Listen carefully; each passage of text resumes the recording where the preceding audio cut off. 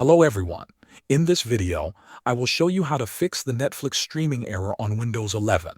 First, we will repair the Netflix app. Click on the Start button and type Netflix. When you see the app in the search results, right-click on it and choose App Settings. A new window will open. Scroll down and you will see three options: Terminate, Repair, and Reset. Click on Terminate first.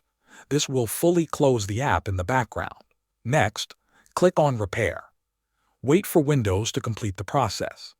This will try to fix the app without deleting your data. If the problem is still there, click on Reset. This will remove app data and set the app back to default settings. If the error continues, the next step is to clear temporary files. Press the Windows key and R on your keyboard at the same time.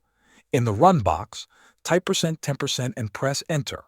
A folder will open with temporary files. Select all files inside this folder and delete them. If some files cannot be deleted, skip them. If the app still does not stream properly, uninstall it. Go back to Start, right-click on Netflix, and choose Uninstall. After that, open the Microsoft Store, search for Netflix, and install it again. After reinstalling, open the app and check if the streaming error is fixed. Thanks for watching.